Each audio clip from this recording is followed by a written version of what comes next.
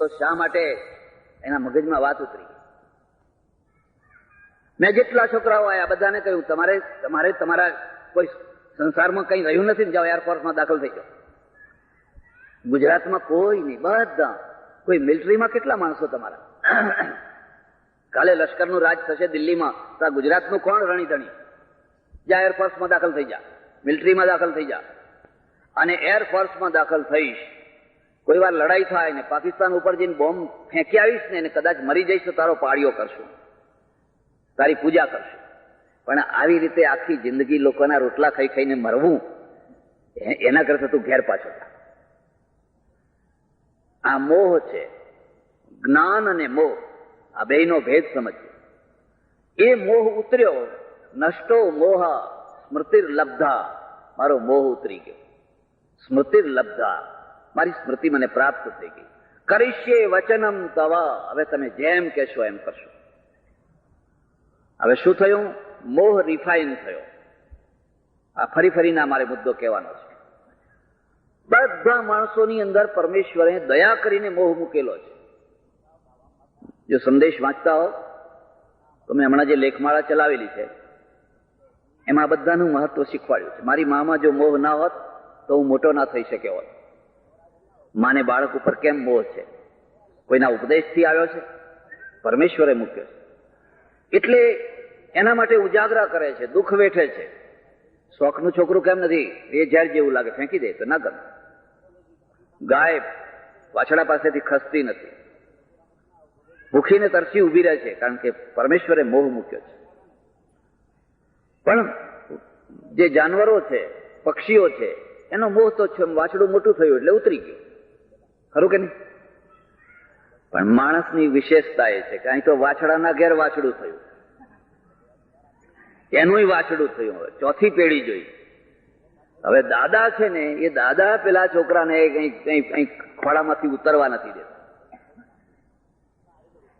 એટલે 80 વર્ષનો થયો. અમે એકવાર જમવા ગયેલા, એક ડોહા મારી પાસે બેઠા જ, અમે બે સાથે જમવા બેઠા. ત્યાં બારણામાં બહાર જોયા કરે.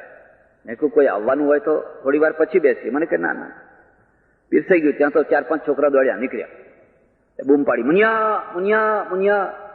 એટલે આવડો છોકરો હતો, આવ્યો, ધૂળ ધૂળ થઈ ગયેલો. બેસ બેસ બેસ બેસ, હા જમી લે જમી લે. એ બીજા છોકરા કાઢી મૂક્યા. હું પાછા અડોશી પડોશી હોય ને એને કોઈ ના કહ્યું જમી લે, ચાલો તમારે ઘેર જાઓ ઘેર જાઓ. એ છોકરું બેઠું, હું બેઠો બેઠો નિરીક્ષણ કરું કે શું થઈ રહ્યું છે. મને કે આ મારું છોકરાનું છોકરું છે, એવો અવળચંડો છે કે મારા વિના જમતો જ નથી. મેં કોઈ ખોટી વાત કહો છો? એના વિના તમે જમતા નથી. એ તો બિચારું રમતું હતું, તમે એને બોલાવ્યો. સારું, ચાલો જમવાનું શરૂ થયું. ભલે દૂધપાક ને કઢી ને ફલાણું ને એવું બધું બનાવેલું, પીરસેલું બધું. એટલે પેલા છોકરાએ શું કર્યું ખબર છે? પેલા છોકરો શું કહે છે? દાદા આ બે ભેગું કરો, એમ દૂધપાક ને કઢી બે ભેગું કરો. મોઢે ચડાવેલું. ના થાય એમ કે તને ખબર પડે છે? એવું રીસાયું ને. હવે રીસાયું એટલે દાદા ઢીલા થઈ ગયા. કર્યું ભેગું. મેં કહ્યું કરો હવે આનંદ, બોલાવો બોલાવો મુનિયાને, હવે ખાઓ કીધું. હવે ભેગું તો કર્યું, પછી ખાવા માંડ્યો પેલો મુનિયો. તો એને ભાવ્યું નહીં. એટલે પેલો મુનિયો શું કે પાછો ખબર? દાદા નથી ભાવતું, જુદું કરો એમ કે. હવે ભેગું કરવું તો સરળ હતું, જુદું કેવી રીતે કરવું? એટલે પેલા દાદા કે જુદું થતું હશે બીજું મંગાવ્યું. બીજું નહીં દાદા, આ જ જુદું કરો. અને મને એવો આનંદ આવે. જુદું તો થાય નહીં. એ એવું રીસાયું ને આળોટવા માંડ્યું. મારી લાત ને તે પેલી વાટકીને લાત વાગી, તે અડધું ઉડીને મારી થાળીમાં પડી. મેં લે તું એ લેતો જા, તું એ લેતો જા. મને કે શું કરીએ, આ વેજાથી તો કંટાળી ગયા. એમ હેડો મારા આશ્રમમાં. 3 દાડા નહીં રહી શકો. 3 દાડા પછી મુનિયો શું કરતો હશે, મુનિયો શું કરતો હશે. ગાયનું વાછડું 6 મહિનાનું થાય, 12 મહિનાનું થાય, ચકલીનું બચ્ચું ઉડતું થાય. પછી ચકલીને મોહ ઉતારવા માટે ગીતા સંભળાવવી પડે છે, ભાગવત સંભળાવવું પડે છે. કુદરતી મોહ ઉતરી ગયો. પણ માણસનો મોહ વધતો જાય. એવું કહેવાય છે. મોહની પ્રબળ અવસ્થા વૃદ્ધાવસ્થા છે અને મોહની ઓછામાં ઓછી અવસ્થા યુવાવસ્થા છે. યુવાવસ્થામાં માણસને ના પોતાના શરીરનો એટલો મોહ હોય, મરવા માંગો તો મારી નાખે. આંદોલનો બધા જુવાનિયા જ કરે. ડોહાઓ કદી આંદોલન કરતા જોયા? ડોસાઓ આંદોલનો ના કરે. પેલા કાચા માથા હોય એ જ વધેરવા જાય. હવે આ ખોરા થઈ ગયેલા નારિયા ખડખડિયા, એને વધેરો તો શું કામમાં આવે? એ તો ધૂપમાં કામ આવે. બહુ તો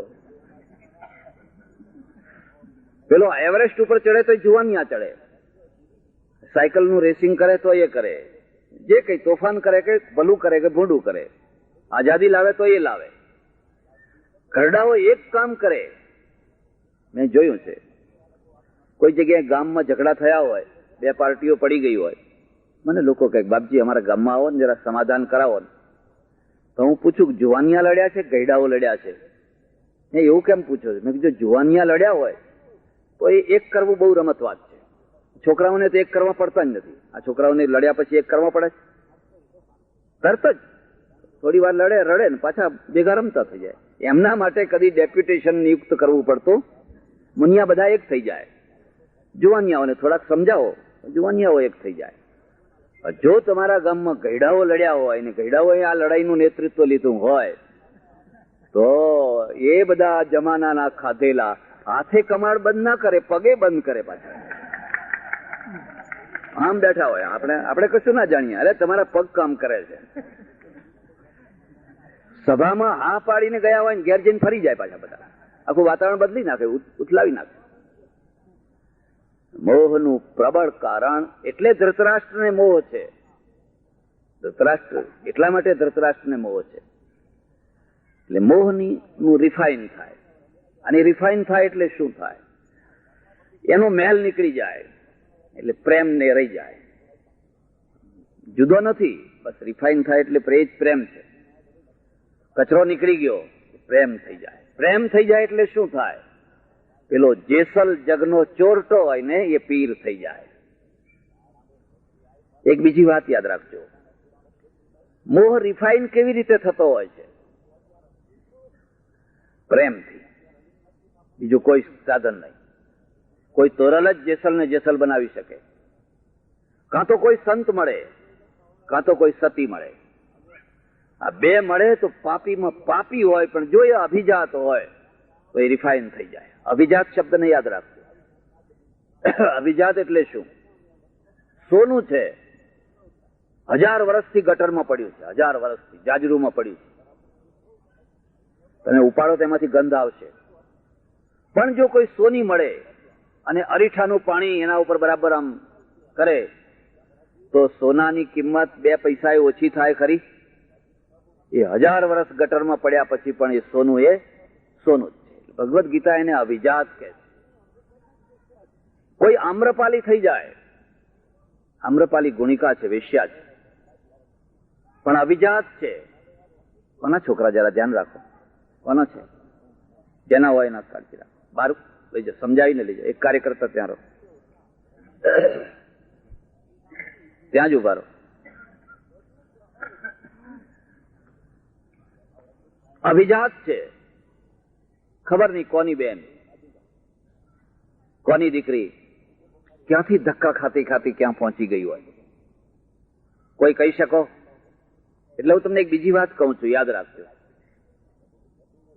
સ્ત્રીઓના નાના નાના અપરાધો ઉપર બહુ કઠોર રૂપ ધારણ ન કરશો.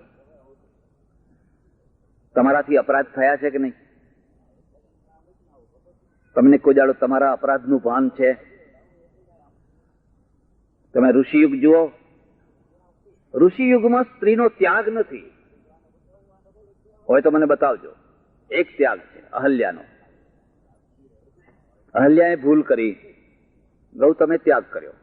પથ્થર થઈ જા, શિલા થઈ જા. એ બિચારી શિલા થઈ ગઈ, વર્ષો સુધી પડી રહી, તિરસ્કૃત થઈને. રામ આવ્યા. રામે ગૌતમને કહ્યું, આ અહલ્યાએ જે ભૂલ કરી એવી ભૂલ તારાથી થાય કે ના થાય? ગૌતમ ઋષિ છે. ગૌતમે કહ્યું હા મારાથી થાય. જો તારાથી એ ભૂલ થાય તો અહલ્યા શું કરે? તારો ત્યાગ કરે ખરી? ના. ભારતીય સંસ્કૃતિની આ એક બીજી વિશેષતા છે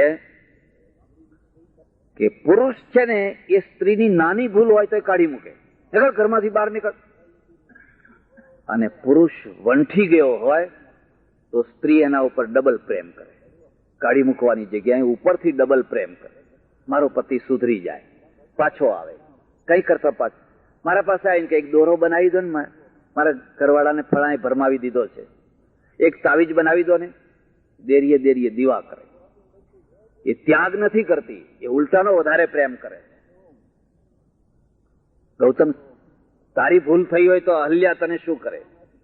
ઉલટો ડબલ પ્રેમ કરે. તો એ ડબલ પ્રેમ કરે, અપરાધીના ઉપર ડબલ પ્રેમ કરે. એ મહાન કે આવી નાની સરખી ભૂલમાં એને ઠોકર મારીને એનું જીવન બરબાદ કરી દે, એ મહાન. ગૌતમ ઋષિ છે અને રામ મહાન છે, માટે ગૌતમ એનો સ્વીકાર કર. ગૌતમે સ્વીકાર કર્યો, તમે જોઈ શકો છો. ગૌતમે સ્વીકાર કર્યો. જો એ સમાજ જુઓ, ગૌતમે નહીં, સમાજે સ્વીકાર કર્યો. જો સમાજે સ્વીકાર ના કર્યો હોત તો ગૌતમને ગામમાં રહેવા ના દો. એટલે આપણે સમાજે સ્વીકાર કર્યાનું પ્રમાણ, આપણે સવારે 5 સતીઓના નામ લઈએ છીએ. એમાં પહેલા અહલ્યા, મંદોદરી, તારા, પહેલા અહલ્યાનું નામ લઈએ છીએ. સમાજે સ્વીકાર કર્યો ત્યારે ને. પણ સીતાજી નિર્દોષ હતા, છતાં અયોધ્યાની પ્રજાએ એનો સ્વીકાર ના કર્યો.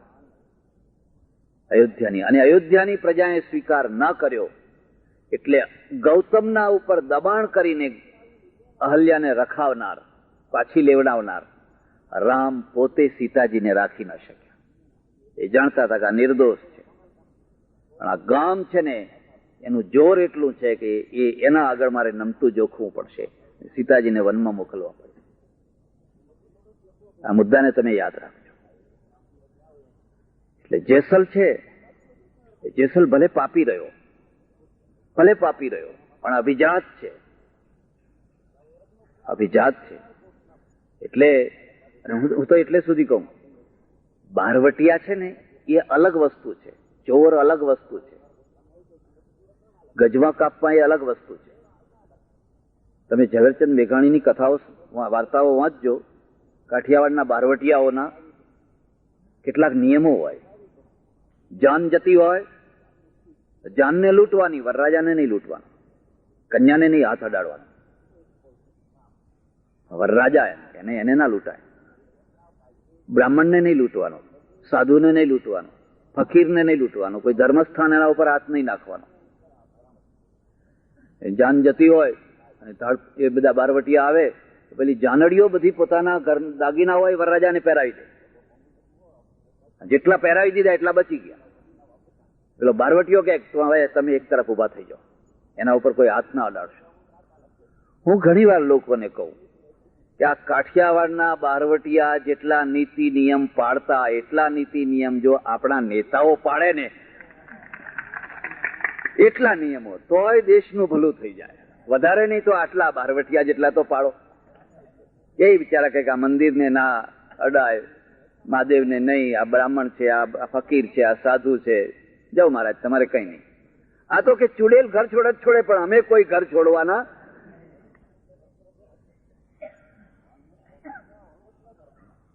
એટલે પેલો પાપી છે પણ અભિજાત છે. અને અભિજાત છે એટલે એને તોરલે કહ્યું, હું તને પરણીશ.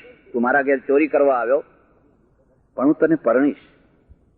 અને માત્ર પરણીને બેસી નહીં રહું, પણ હું તને માનવ બનાવીશ. તું માનવ છે જ, તારા ઉપર અરીઠાની જ જરૂર છે. હું અરીઠાનું કામ કરીશ. અને પછી તો ઓહો, એક બીજી વાત યાદ રાખજો.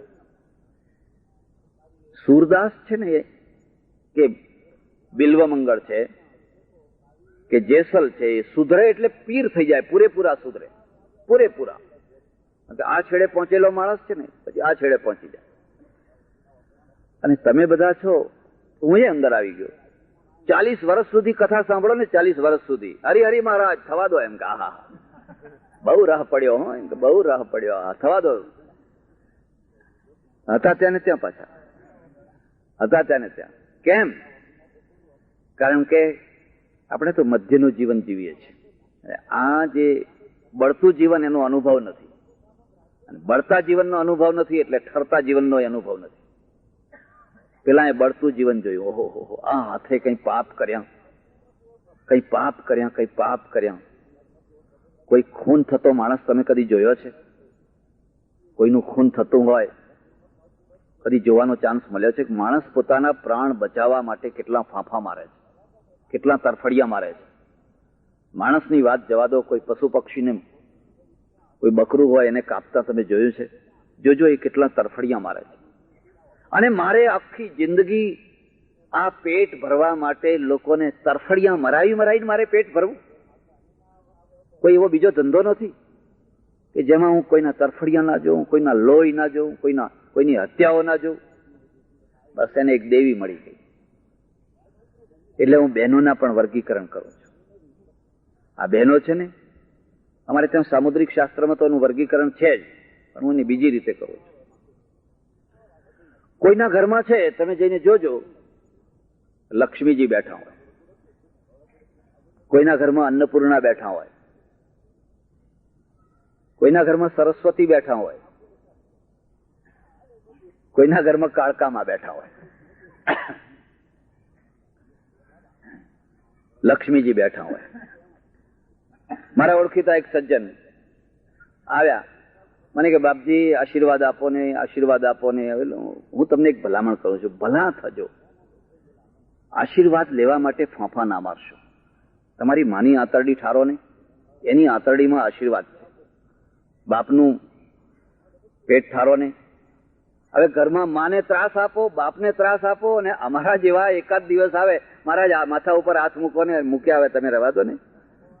શું કામ મોહમાં પડ્યા છો? એટલે મેં કહ્યું, ભાઈ હમણાં આશીર્વાદનો સ્ટોક ખૂટી ગયો છે. ના ના, એ તો પાછળ પડ્યો. મને કે, મેં પણ શું તમારે જોઈએ છે શું? મને કે ધંધો નથી ચાલતો. મેં આ લપ છોડાવવા માટે મેં કહ્યું સારું આવજાવ, ભગવાન સારું કરશે. મને એમ કે અહીંથી જાય કઈ, પેલું વળગ્યું પાછળ. એટલે 4-5 દિવસમાં આવ્યા એ તો પાછા. મને કે બાપજી તમારો આશીર્વાદ તો બહુ ફળ્યો. એમ કે શું સારો ધંધો ચાલવા માંડ્યો? કે હા. મને થયું સારું, ચાલો એની ભાવના ફળીએ. પણ પછી યાદ આવ્યું, મેં કહ્યું તમારો શું ધંધો હતો શું તમારો? મને કે હાર્ડવેઝનો.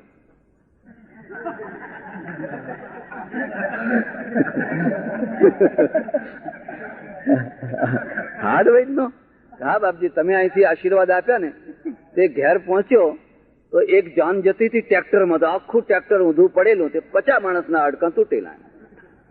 તે રાત ને દિવસ ને, અરે મેં કહું આવા આશીર્વાદ મારાથી અપાય નહીં. મને ખબર નહીં. કીધું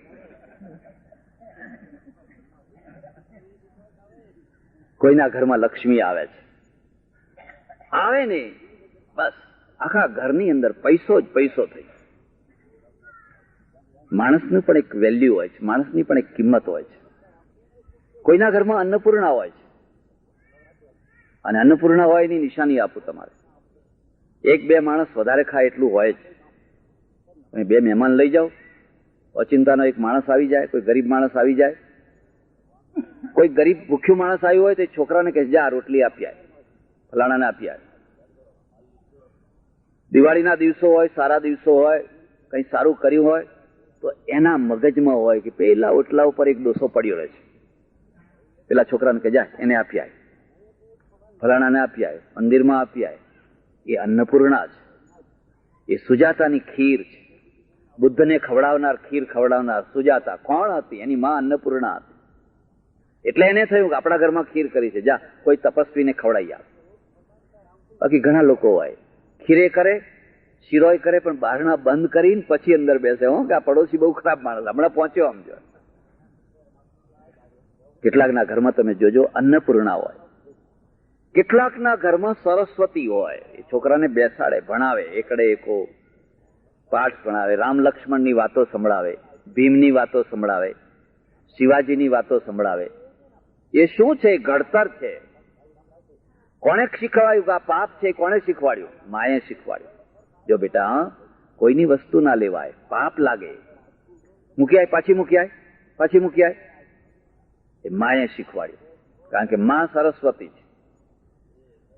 કેટલાકના ઘરમાં કાળકામાં હોય, ચકર વકર આમ ડોળા નીકળતા હોય આખો દિવસ, અને પેલા દબાઈ ગયેલો મરી ગયેલો મરદાલ જેવો પતિ બેઠો હોય એક તરફ ખૂણામાં. આ રસ્તા ઉપર જનારા માણસો હોય, એક ભાઈ ફલાણા ભાઈ ચાલો આજ કાળી ચૌદસ છે ને બાર ગામમાં કાળકામાના દર્શન કરી આવીએ. કે ના તમે કરો, અમારે તો 12 મહિના ઘરમાં જ છે, 12 મહિના અમારે તો એ જ દર્શન થાય. નમસ્ચંડિકાય. એટલે આ ત્રીજું જે કેન્દ્ર છે વ્યક્તિનું, જે ત્રીજું કેન્દ્ર છે એ હૃદયનું છે. એક મુદ્દો બીજો યાદ રાખજો, મોહ અને પ્રેમ, આ બેયમાં આકાશ પાતાળનું અંતર. મોહ ખાડામાં નાખે, આંધળું બરબાદ કરી નાખે. પ્રેમ ઉર્ધ્વ ગતિ કરાવી દે. અને ભક્તિ ગાથાનું મૂળ પણ પ્રેમ ગાથા છે. હમણાં થોડા ટાઈમ પહેલા મારે મુંબઈ જવાનું થયું, અને બધા વાણિયા જ ભેગા થયેલા. યોગ એવો આવી ગયો, એટલે મેં કહ્યું ભાઈ તમને ખોટું ના લાગે તો એક વાત કરું, કરો એમ. અને હું તો કહું કે ભાઈ ખોટું લાગે તો લાગે, હવે બીજી વાર ના બોલાવજો. આપણે ક્યાં વેવાઈ થવા આવ્યા હતા, ભાઈ દીકરી પાછી આવવાની હતી. તમે તમારે ઘેર ને હું મારે ઘેર. મેં કહ્યું મારે તમને એ પ્રશ્ન નથી પૂછવો કે તમારે વાણિયામાંથી કેટલા નગર શેઠ થયા, કેટલા કરોડાધિપતિઓ થયા, કેટલા અબજોપતિઓ થયા, મારે તમને નથી પૂછવું. મારે તો તમને એક જ પ્રશ્ન પૂછવો છે કે વાણિયામાંથી કેટલા પ્રેમીઓ થયા, એટલું મને બતાવો. કેટલા પ્રેમ ગાથાઓ થનારા કેટલા થયા? કોઈ શેણી, કોઈ વિજાણન, કોઈ એવો કોઈ પ્રેમ ગાથા થઈ તમારે ત્યાં? ના થાય, કદી ના થાય, પોસાય જ નહીં. એ પોસાતું હશે આપણને? પેઢી ચલાવી છે કે આ ધંધા કરવા છે? પેલી શેણી, પેલો વિજાણન હાથમાં જંતર લઈને 100 ચાંદની ભેંસો માટે વનનો થઈ જાય, એના કપડા ફાટી જાય, કેટલું દુઃખ પડે. હવે વાણિયાને આવો ધંધા પોસાય? પેલી શેણી છે એ કે છે હાડકાં ગાળી નાખીશ હિમાલયમાં જઈને, પણ વિજાણન સિવાય બીજા કોઈના સામે નજર ઉપાડીને હવે જોઈશ. તમે જોયું, બે હાડકાં ગાળી નાખ્યા, અમર ગાથા થઈ. કોઈ વાણિયાની શેણી હોય કે કોઈ વાણિયાનો વિજાણંદ હોય તો એને પેઢી ચલાવવી કે આ ધંધા કરવા, કે આપણે બીજી ઘણી શેણીઓ છે એમ કે ઘણા વિજાણંદ છે, એકથી એક ચડે એવા, એ કદી ના કરી શકે. ડાયા માણસોનો ઇતિહાસ નથી હોતો, ગાંડા માણસોનો ઇતિહાસ હોય છે. ડાયા માણસોનું તો એટલું જ હોય, ખાધું પીધું રાજ કર્યું. કારણ કે એ તો તરત જ સમાધાન કરી લે, તરત જ સમાધાન કરે. પેલો બલિદાન થઈ જાય, પેલો બરબાદ થઈ જાય. ને જ્યાં પ્રેમ ગાથા છે ને ત્યાં જ શૌર્ય ગાથા છે. તમે કાઠિયાવાડમાં જજો, ગામે ગામ પાળિયા, એવું એક ગામ નહીં હોય કે જ્યાં 5-10 પાળિયા ના હોય. તમારે ત્યાં પાળિયા હશે, હે છે ને? તો તમારે ત્યાં પણ ઇતિહાસ હશે. અમારે ચડોતરમાં એક પાળિયો નહીં. હું ઘણી વાર કહું, આપણા ચડોતરમાં એક પાળિયો નહીં. મને કે બાપજી પાળિયા કાઠિયાવાડ વાળા કરે, આપણે શું કામ પાળિયા થઈએ? એમ કે આપણે વેપાર ના કરીએ? જ્યાં પ્રેમ ગાથા છે ત્યાં શૌર્ય ગાથા છે, અને જ્યાં શૌર્ય ગાથા છે ને ત્યાં જ ભક્તિ ગાથા છે. ત્યાં જ ભક્તિ ગાથા છે. ભજન ભક્તો બધા ત્યાં જ થાય. જલારામ એ થાય ને, સત્તાધાર ને, ફલાણા ને, સગાડશા ને, ફલાણા. અહીં બધા અટરમાળા ગટરમાળા વાળા ઘણા થાય. તમારે આખો દાડો ફેરવે, જેમ લોકોને જુએ એમ વધારે ફેરવે, અને ધ્યાન રાખે કે આજે રસોઈ શું થઈ છે, આજે શું રસોઈ થવાની છે. એ તો બધા એથી કઈ સમજતા નહીં. તમે રાજા હતો, રાજા બહુ ભક્તિ વાળો રાજા. તમારો ટાઈમ બહુ લઈ લીધો મેં, ના એટલે ઓવર ટાઈમ થઈ ગયો છે. રાજા હતો બહુ ભક્તિ વાળો, અત્યંત ભક્તિ વાળો. અમારે ત્યાં ચાણક્ય લખ્યું છે, અતિ ધાર્મિક, અતિ ભક્તિ વાળા માણસને કદી રાજા ના બનાવવું. એટલે કૃષ્ણે અર્જુનને સેનાપતિ બનાવ્યો, યુધિષ્ઠિરને નહીં. યુધિષ્ઠિરને સેનાપતિ બનાવો તો હવે નરોવા કુંજરોવા બોલતા બોલતા ફીણ નીકળી ગયું, તો આ યુદ્ધ જીતાય કેવી રીતે? એનું કામ નહીં. આ બહુ ભક્તિવાળો રાજા, બહુ ભક્તિવાળો. દીવાનને બોલાયા, જો હું ભક્તિવાળો રાજા, આખો દિવસ ભજન કરે, દીવાન રાજ કરે, તું તાર કર રાજ, મને બોલાવો નહીં, હું ભલો ને મારે ભગવાન ભલો. પછી દીવાનને કહ્યું કે એમ એક કામ કરો કે આપણા રાજ્યની અંદર જેટલા ભગત હોય એ બધાનું મહેસૂલ માફ કરી નાખો. દીવાને કહ્યું કે એવું ના થાય, તો તારે હું કેમ કહું એમ કરવાનું ને. રાજાની આજ્ઞા. દીવાન ડાયો હતો પણ સમજતો હતો કે હવે અત્યારે આ માણસ સમજવાનો નથી, એટલે કહી દીધું કે ભાઈ જેટલા આપણા રાજ્યમાં ભગત હોય એ બધા ભગતોનું મહેસૂલ બધું માફ. પછી તો ગામે ગામ જોત જોતામાં જે કઈ ટીલા નીકળ્યા ને તંબુડા નીકળ્યા ને તુંબડા ને મંજીરા ને બધા રમ ઝટ, બધા આખા ગામમાં જુઓ તો બધા ભગત, મહેસૂલ માફ. 5 વર્ષ થતા થતા ખજાનો ખાલી. દીવાને કહ્યું એક પૈસો આવક થતી નથી. કે કેમ એમ? આપણું આખું રાજ ભગત થઈ ગયું, આખું રાજ ભગત થઈ ગયું. એટલે હું તમને બીજી વાત કહું છું, મારા દેશને ઓવર ધાર્મિકતાની જરૂર નથી, ધાર્મિકતાની જરૂર છે. ઓવર ધાર્મિકતાની જરૂર નથી. શાની જરૂર છે? આ દેશને મહેનત કરનારા માણસોની જરૂર છે, ટેકનિશિયનોની જરૂર છે, વૈજ્ઞાનિકોની જરૂર છે, ઉદ્યોગપતિઓની જરૂર છે, કામદારોની જરૂર છે. કે પછી આપણે બધા તોમડા એક લઈને નીકળી પડો બધા, મંજીરા ને તોમડા ગમ. આ દેશનો પ્રશ્ન ઓવર ધાર્મિકતામાં છે. આટલી ઓવર ધાર્મિકતા દુનિયામાં ક્યાંય જોવા નહીં મળે તમને. બસ તુંબડા જ તુંબડા બધા, પૈસો ખલાસ, એક પૈસો નથી આવતો આ વખતે. રાજા ચિંતામાં પડી ગયો. ખરેખર આવું થયું કે હા, તો શું કરશું? કે તમે ચિંતા ના કરો, જો આપની આજ્ઞા હોય તો હું એક રસ્તો કાઢું.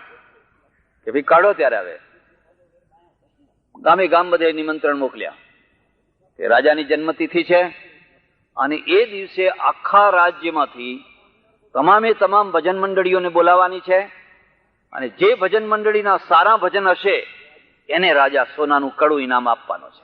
અને જમવાનું તો હોય જ, પેલું જે હોય આમ ભક્તોને જે જમવાનું હોય એ તો હોય જ જાણે. બસ પછી તો શું વાત કરવી. ગામે ગામથી એટલી ભજન મંડળીઓ નીકળી પડીને રમ ઝટ મચાવતી. કોઈ વેંત વેંત કૂદે ને, કોઈ હાથ હાથ કૂદે ને, કોઈ બબે હાથ કૂદે ને. ઓલિમ્પિકમાં મોકલવા જેવા હોય ઘણા તો. હું એકવાર ડાકોર દર્શન કરવા ગયેલો, પેલા બારણા બંધ, ત્યાં સુધી એક મંડળી બેઠેલી. એક માણસના હાથમાં આટલું પેલું નાનું કાળું બેટ ને કઈ ભજન ગાય, તે કઈ કૂદે કઈ કૂદે ને પેલું બેંત આમ ઊંચું કરે. એટલે મેં કહ્યું આ કઈ કોઈને મારી ના પાડે પાછો. બધી મંડળીઓ આવી ગઈ. એક મોટો વરંડો ચોક, એમાં બધી મંડળીઓ ભેગી થઈ ગઈ. પૂછ્યું કે હવે કોઈ બાકી રહ્યું કે ના, બધી આવી ગઈ. ત્યારે પેલા દીવાને આવીને જાહેરાત કરી લાઉડસ્પીકર ઉપર કે ભાઈ તમે તો બધા ભક્તો છો, પરમાર્થ માટે તમારું જીવન છે, ધન્ય છે તમારા માતા પિતાને, ધન્ય છે તમારી ભક્તિને. હવે રાજાને અત્યારે પેટમાં ચૂંક ઉપડી છે અને વૈદ્યરાજે કહ્યું છે કે કોઈ સારામાં સારો ભગત હોય એને ઘાણીએ પીલાવીને એનું તેલ કાઢીને જો એને માલિશ કરો તો જ આ પીડ મટવાની. એટલે ભાઈઓ પેલું સોનાનું કડું પછી આપશું, પેલા ઘાંચીની ઘાણી તૈયાર છે, તો વારાફરતી આપણે પીલાવાનું કામ ચાલુ કરીએ. એટલે કોક તો સાચો ભગત નીકળવાનો. તમે બધા સાચા જ છો. એ બધા મોઢા એકબીજાના સામે જોયું. હજુ રસોઈ થયેલી નહીં, જમ્યા વિના એવું જોર આવ્યું ને વરંડા કૂદી કૂદીને નાઠા બધા. મેલ તુંબડા પડતા ને મેલ મંજીરા પડતા, એ વરંડા કૂદી કૂદીને નાઠા. જાય રે જાય. એક રહી ગયો, એક માણસ રહી ગયો. દીવાને કહ્યું ભાઈ આ બધા ભક્તો જતા રહ્યા કૂદી કૂદીને, તું કેમ બેઠો છે? એટલા માટે ભાઈ મારો રાજા જો બચતો હોય તો હવે મારું શરીર તો ગરડું થયું છે, હવે મારા શરીરનો તો કોઈ ઉપયોગ નથી. તમે ખુશીથી પીલાવો અને રાજાને બચાવો, એટલા માટે હું બેઠો છું. દીવાને કહ્યું આખા રાજ્યમાં આ એક સાચો છે. રાજાને કહ્યું ભાઈ એક આપણા રાજ્યમાં એક જ માણસ સાચો છે, એના હાથમાં તુંબડું નથી, એના હાથમાં મંજીરાઈ નથી, એને ટીલા ટપકાઈ નથી કર્યા, એ તો સામાન્ય માણસ જેવો માણસ છે, એનું મહેસૂલ માફ. પેલા જે કૂદી કૂદીને ભાગ્યા એ બધાનું 5 વર્ષનું વસૂલ કરો અને દંડ તરીકે ડબલ દંડ કરો બધા.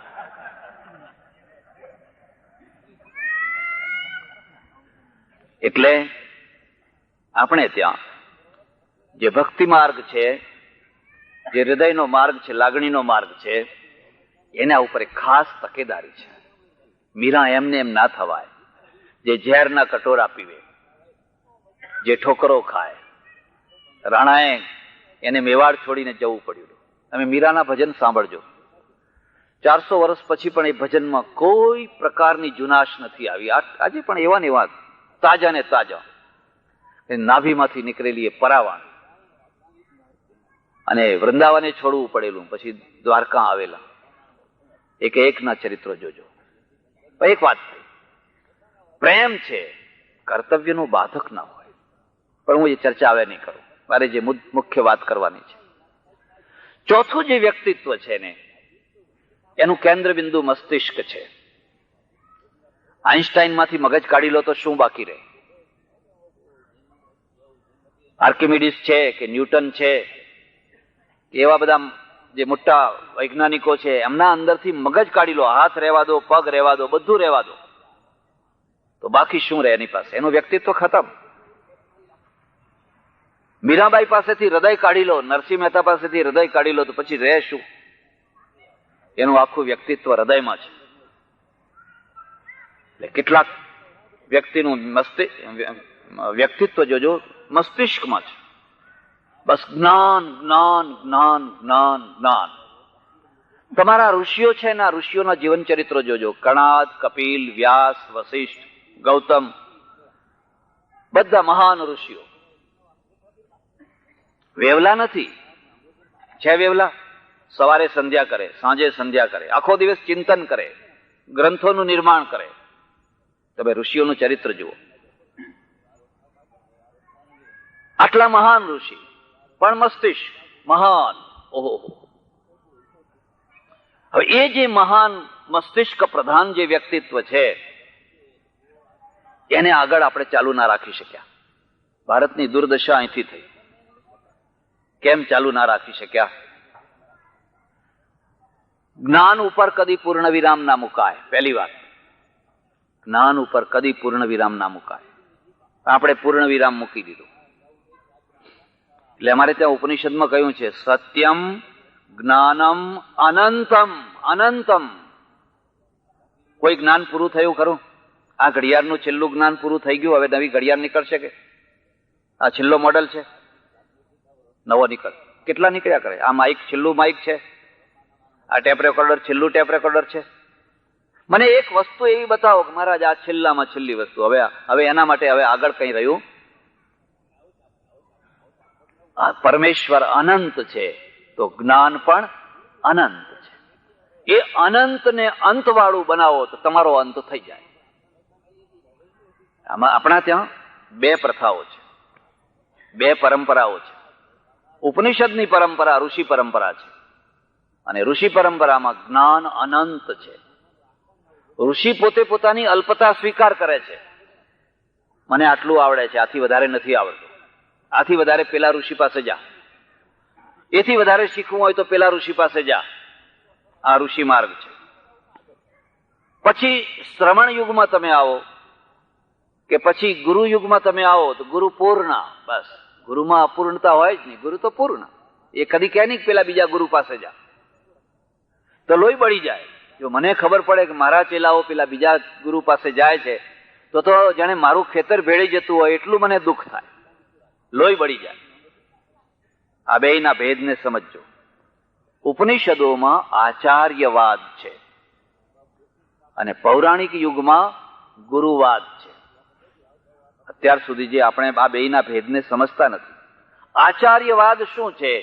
જે તમને ભણાવે એકડાથી માંડીને MA સુધી, એ જે ઋષિકુળમાં ગુરુકુળમાં રહેનારો જે છે એ આચાર્ય છે. એટલે લખ્યું આચાર્ય દેવો ભવ, માતૃદેવો પિતૃદેવો અતિથિ દેવો આચાર્ય દેવો ભવ.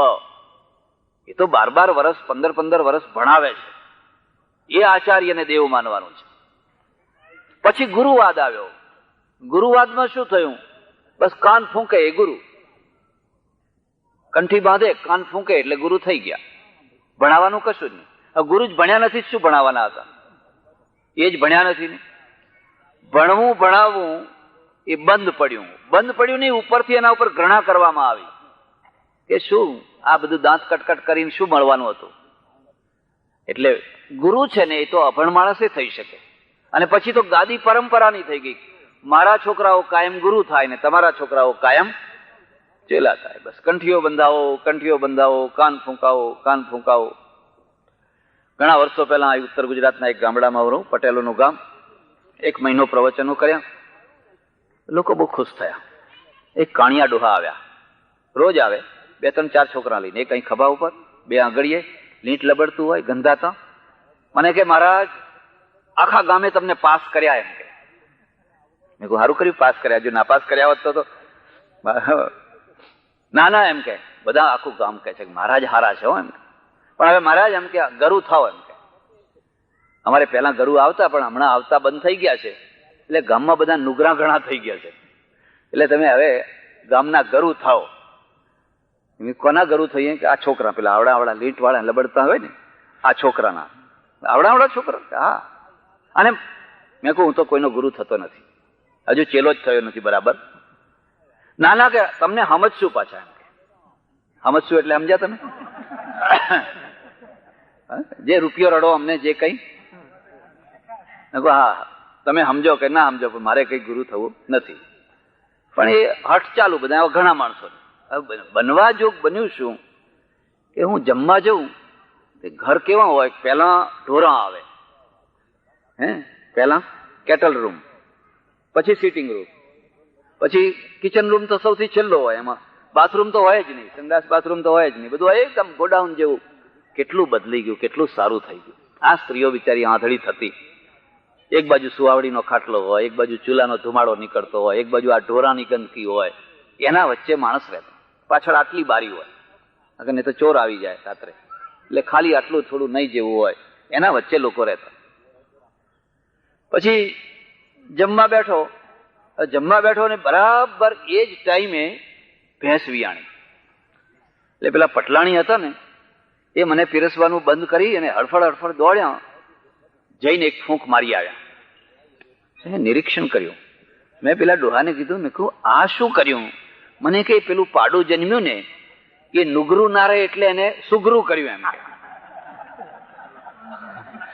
આપણે સવાર થાય ને રોજ એનું મોઢું જોવું નુગરાનું, એટલે એને સુગરું કર્યું. ઓહો, મેં કહ્યું તમારા ઘરમાં ભેંસના પાડાને સુગરું કરે એવા ગુરુ બેઠા છે, તો પછી આ માણસના પાડા છે એને તો સુગરા બનાવે એમાં કઈ મોટી વાત હતી? હવે પછી તમે મને વળી રૂપિયો લઈને મારા પાસે શું કામ દોડો છો? તમે બેયનો ભેદ સમજી શકો છો? આખો ગુરુવાદ છે ને ઉપનિષદનો નથી, એ આચાર્યવાદ છે. જો આચાર્યવાદ ચાલુ રહ્યો હોત તો તમારું જ્ઞાન સત્ર આજે ચાલતું હોત. તો આ જેમાં મુડેટીને કાશી કહેવામાં આવે છે, નાની કાશી, એકે એક ગામ કાશી બન્યું હોત. કારણ કે એકે એક ગામમાં એકાદ આચાર્ય હોત, 5-25 ભણનારા વિદ્યાર્થીઓ હોત. પણ આપણે ગુરુવાદ ઉપર ઉતરી આવ્યા. બસ ગરુ કરાવો બીજી વાત. અને લોકો એવા ઉસ્તાદ હોય છે કે એક જગ્યાએ ગરુ કરાવે ને એક ગરુ જાય ને બીજા હારા આવે પાછા કે તમે ફૂંકો પાછા. ત્રીજા ચોથા એક ગુરુ મને મળ્યા. 2 વકીલો ભેગા થાય ને પેટ છૂટી વાત કરે, 2 ડોક્ટરો ભેગા થાય મિત્ર જેવા. મને કે તુમ રહ ગયે એસે કે એસે. મેં કહું ભલે રહેવા દો. મારા ફોટા એટલા મેં ફોટા છપાવીને લોકોના ઘરોમાં મૂક્યા છે કે મુંબઈથી જો એક પછી એક ફોટાને અડાડીને મૂકીએ તો લંડન સુધી પહોંચે એટલા મેં મારા ફોટા છપાવ્યા છે. પેલો મારા આગળ વાત કરે છે, અને તમને કોણ ઓળખે છે? મેં કહ્યું બહુ મોટી ધાડ મારી નાખી તમે. તો મુંબઈથી લંડન પહોંચે એટલા બધા ફોટા છપાવી દીધા. તમારા કરતા તો મુંબઈના નટ નટીઓના ફોટા વધારે છપાયેલા છે કે નહીં? મુંબઈના નટ નટીઓના. અને તમારા તો ઠીક, પણ એ તો પેલી રિક્ષાઓ ને એના પેલા પાછળ નથી પેલા કચરો કઈ ધૂળ ના ઉડે એના પાછળ આમ લટકતા હોય છે ને બે. અરે મને કે જે હોય, પણ આટલા ફોટા તો મારા લોકોના ઘરમાં મુકાયા કે ના મુકાયા? ક્યાં પહોંચ્યા આપણે? આ વ્યક્તિ પૂજા છે, યાદ રાખજો. મને જે દિવસે પૂજાવાની મન ઈચ્છા થશે ને તે દિવસે ભગવાન મારા ઉપર નારાજ થશે. હું ભગવાનનો મુનિમ છું, મહેતો છું. ભગવાનની પૂજા કરાવવા માટે આવ્યો છું, મારી પૂજા માટે નહીં. અને હું મારી પૂજા કરું તો ઈશ્વર દ્રોહ છે, ધર્મ દ્રોહ છે. મારે મારી વ્યક્તિ પૂજા નથી કરાવવાની, મારે તો ભગવાનની પૂજા કરાવવાની છે. ગામમાં મંદિર હોય, જે તમારો ઈષ્ટદેવ હોય એને નમાવાનું. હવે બધા ભગવાનને કાઢી નાખીને મારા ફોટા પૂજો ને મને જ ભગવાન માનો ને મારો જ મંત્ર જાપ કરો, તો આ પ્રજાનું તો સત્યાનાશ નીકળી જશે. આ તો વ્યક્તિ પૂજા છે. મને કે જે થાય એ થાય, પણ અત્યારે તો લીલા લહેર છે. આટલા માણસો તો અમારા થયા, ખાંડ ખાવ છો, તમને ખબર નથી. જેમના ઘરમાં તમારા ફોટા મુકાયા છે ને એ તો બધા બેઈમાનના દીકરા છે. એમણે કેટલાય ફોટા બદલ્યા છે. આ તમારો એક નથી, આ પહેલો નથી. તમારા પહેલા બીજા હતા ને એના પહેલા બીજા હતા ને એના પહેલા બીજા હતા. અને લગ્ને કુંવારા જેમ હોય છે ને એમ જેટલા ગુરુ જુએ એટલે લાવો બાપજી આવા દો તમારો. એ તો બધા બેઈમાન છે. એક મર્દ માણસ હોય તો ઘણો થઈ ગયો, અને હૃદયમાં ફોટો રાખે તો ઘણો થઈ ગયો. આ તો મુકતાય વાર નહીં અને કાઢતાય વાર નહીં. હું ઘણી વાર લોકોના ત્યાં જઉં, પછી એમની પાઠ પૂજા હોય ત્યાં લઈ જાય, જોઉં તો જાણે મ્યુઝિયમ ભેગું કર્યું હોય એવું લાગે. મને કે આ અમારો પૂજાનો રૂમ છે. મેં કહ્યું ના ના, આ સંગ્રહ સ્થાન છે, આ મ્યુઝિયમ છે, આ સંગ્રહ સ્થાન છે. આમાં તમે કોનામાં મન લગાડો છો? આટલું બધું ભેગું કર્યું છે. જ્ઞાન સત્રનો અર્થ શું થાય છે? તમારું મસ્તિષ્ક છે એ સાચી દિશામાં આગળ વધે, મોહમાં નહીં, ભ્રમમાં નહીં, ભ્રમણામાં નહીં. તમારું રાષ્ટ્ર મજબૂત બને, તમારો સમાજ મજબૂત બને, તમારો ધર્મ મજબૂત બને, તમારું ગામ મજબૂત બને અને તમે પોતે મજબૂત બનો. એ સાચું જ્ઞાન સત્ર છે. હું તમને ઊંધા રવાડે ચડાવી દઉં, ભગવાનની જગ્યાએ મને ગોઠવી દઉં, મારા વંશને ગોઠવી દઉં, તો મેં અધ્યાત્મનો વ્યાપાર કર્યો કહેવાય. અધ્યાત્મનો પ્રચાર નહીં, અધ્યાત્મનો વ્યાપાર. અને આ દેશમાં જો અધ્યાત્મનો પ્રચાર થતો હોત ને તો દેશનો બેડો પાર થયો હોત. પણ પ્રચાર નહીં, વ્યાપાર વધારે, વ્યાપાર વધારે. અને વ્યાપારના કારણે તેજ વિનાના બધા માણસો, ફિક્કા બધા, તેજ વિનાના. એક માણસ તો હિંમત વાળું, તેજ વાળું નીકળો, જેને મળદા બધા ભેગા થયા હોય, રેંજી પેંજી બધા. આપણા ત્યાં બે ભેદ છે. એક ઉપનિષદ કાળનું જ્ઞાન, અને જ્ઞાનની સૌથી મોટામાં મોટી ઇયત્તા, મહિમા શું છે? પોતાની અલ્પતાનો સ્વીકાર. હું ગ્રીસ ગયો, મારા પુસ્તકો વાંચજો, ભલા થઈને વાંચજો, તમને એમાંથી એક નવી દ્રષ્ટિ મળશે આખી દુનિયા જોવા માટે. ગ્રીસ ગયો, જ્યાં સોક્રેટિસ જન્મ્યો, જ્યાં સિકંદર જન્મ્યો. મને રસ હતો કે આ બધું જોઉં, એ કેવી સંસ્કૃતિ, કેવું કલ્ચર છે. જે જગ્યાએ સોક્રેટિસને ઝેર આપવામાં આવેલું એ જગ્યા જોઈ. આ જગ્યાએ આ સોક્રેટિસે ઝેર પીધું. પેલા રાજાએ પૂછ્યું, તું બહુ મોટો જ્ઞાની છે? હા. એને કહ્યું, હા, હું બહુ મોટો જ્ઞાની છું. આ બધા વિદ્વાનો કરતા જ્ઞાની છો? કે હા. કેવી રીતે? એમને એમની વિદ્યાની જ ખબર છે, અને મને મારી અવિદ્યાની પણ ખબર છે. એમને એમની અવિદ્યાની ખબર નથી, એટલે હું વધારે જ્ઞાની છું.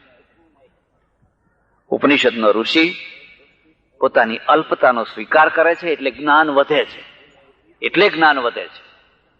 પછી આગળનો ગુરુ આવ્યો, એનામાં અલ્પતાનો પ્રશ્ન જ નથી. એ તો કે અમે પૂર્ણ જ છીએ, બસ 4 ભજન યાદ કર્યા, 2-5 દોહરા યાદ કર્યા, એકાદ બીજા 2-4 શ્લોકો યાદ કર્યા, થઈ ગયા, પૂર્ણ, બસ.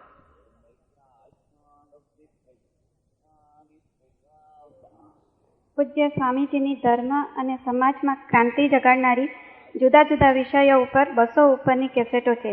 જેવી કે ઉપનિષદો ઉપર 22, તુલસી રામાયણ ઉપર 14, શ્રી કૃષ્ણ ચરિત્ર ઉપર 11, ગીતા ઉપર 30, સંત ચરિત્ર ઉપર 19 તથા જુદા જુદા વિષયો ઉપર 100 કરતાં વધારે કેસેટો છે. આપ સૌ વધુમાં વધુ આ કેસેટો સાંભળો તથા સંભળાવો, જેથી ધર્મ, સમાજ તથા રાષ્ટ્રની ઉન્નતિ માટે ક્રાંતિકારી વૈચારિક ભૂમિકા તૈયાર થાય.